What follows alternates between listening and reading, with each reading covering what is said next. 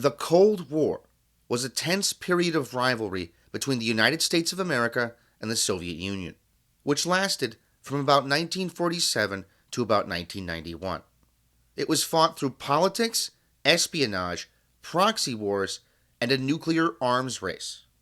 It was this last aspect of the Cold War which led many people to fear an inevitable shooting war between the two superpowers and a nuclear apocalypse.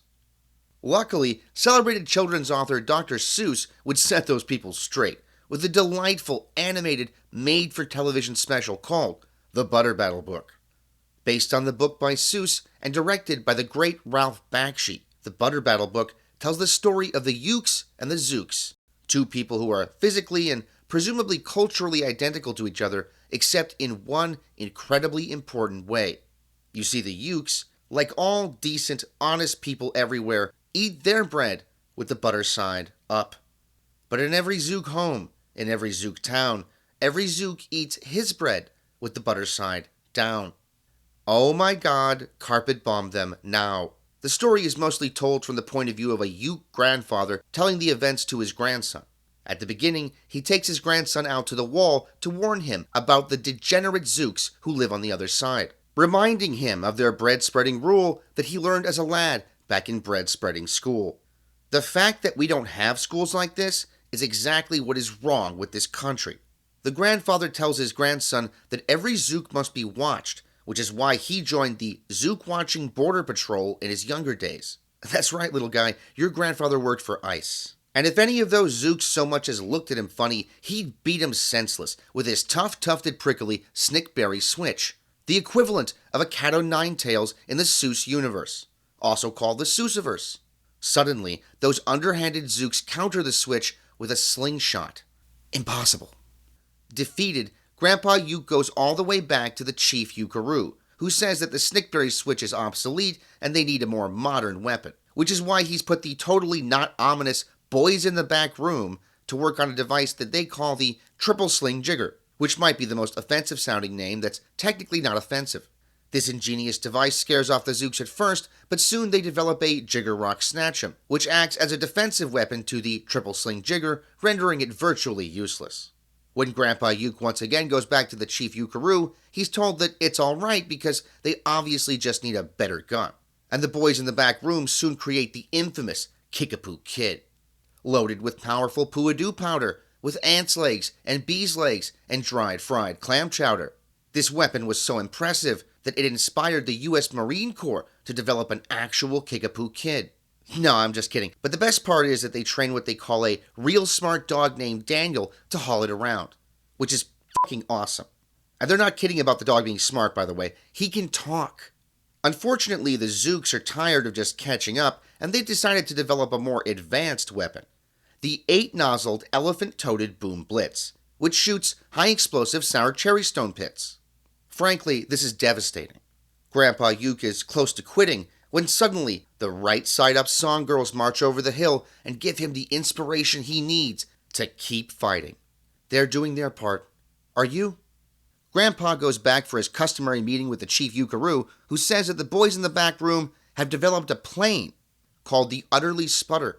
Although this is obviously the Seuss version of a Gundam, so I have no idea what he means by plane. He also says they don't actually know everything it can do, which is like, how could you not know that? You made it. Anyway, you can guess where this goes. The Zooks already have a plane, and Grandpa Uke is humiliated in front of the entire nation. You may have noticed that this plane looks exactly like the one that the Ukes have, which to me implies that the Zooks have a spy on the inside. Eventually, the Ukes create one final device, the world's most mighty weapon, the Big Boy Boomeroo. The Chief Ukaroo orders every Uke except Grandpa into underground bomb shelters. Grandpa worries that he'll have blood on his hands, but the Chief Ukaroo calls him a crybaby and says that this is not about him.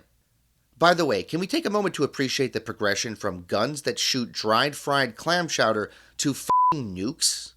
The boys in the back room work quickly.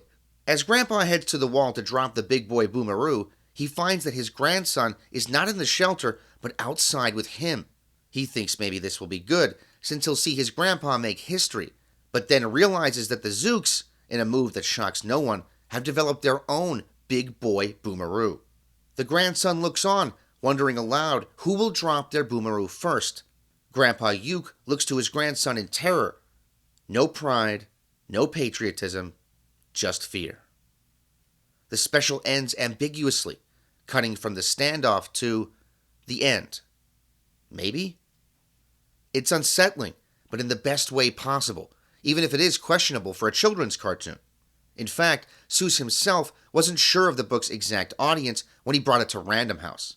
Some people found the original book a little too mature, and some libraries in Canada chose to pull it from shelves. Other people were offended by what they saw as Seuss drawing a moral equivalency between the United States of America and the Soviet Union. Obviously, the actual causes of the Cold War were far more complex than disagreements on butter. However, in the context of Seuss's story, the immense destructive power of nuclear weapons makes the reasons for any conflict leading to their use seem absurd. So the butter metaphor has a larger point than simply trivializing the conflict. What difference does it make why a conflict is started if it ends with most of the planet dying? This serves not only to point out the absurdity of the nuclear arms race, but also the absurdity of human life in general. This means that, for me anyway, the special has value beyond simply being allegory. The Chief Ukaroo, for instance, looks a little bit like Harry Truman, the first and hopefully last president to order the use of nuclear weapons. But it doesn't look too much like him, so you can just disregard that. The wall separating the two peoples appears to be a direct reference to the Berlin Wall, built by the East German GDR to prevent Soviet citizens from escaping to the West. But a wall is also a symbol, and the image is simple enough to work on its own. Another inspiration for the story were the Guelphs and the Ghibellines, two religious factions in the 12th and 13th centuries in Italy, who Seuss had read about while studying at Oxford. The Guelphs followed the Pope, while the Ghibellines followed the Holy Roman Emperor, leading to a violent hatred of one another.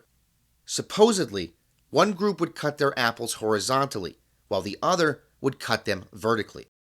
The Butter Battle book can be placed alongside works such as Peter Watkins' The War Game, the BBC television movie Threads, the American TV movie The Day After, or the animated film When the Wind Blows, as films from the Cold War period that explored the possible effects of nuclear war. But while films like Threads are disturbing for more visceral reasons, Butter Battle book stands alongside Stanley Kubrick's Dr. Strangelove in its reflection of the absurd nature of human affairs. And it is absolutely worth watching, if not for those reasons, then for the incredible animation done by Ralph Bakshi and his team. It's no surprise that Seuss called this film the most faithful adaptation of his work, but this especially shines through in the animation, which as far as I can tell is the only time that Seuss's very loose, scraggly style of art has been accurately represented on film. The animators obviously didn't have a lot of time or money, and in many shots, parts of the landscape have not been colored in. But frankly, this all lends to the charm of the special. These days, it is sometimes said that we are living through a new Cold War, and the threat of nuclear weapons certainly still lives with us. Many would argue now, just as Seuss did then, that peace by any means is preferable to all-out annihilation.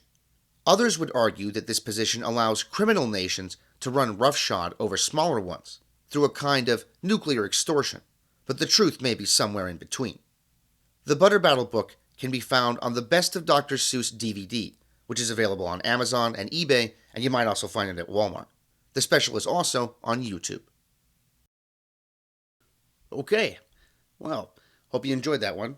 This is one of my favorite television specials. I'm a big Dr. Seuss fan in general, and, love How the Grinch Stole Christmas, but this is sort of one that's not really talked about very much. I mean, some people know it, but it's just not talked about as often as that. So I thought, well, it'll be a good one to discuss for multiple reasons. Lots of plans for October.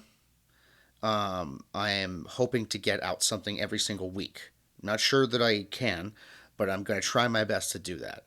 Till next time, Park Narcs. Woo!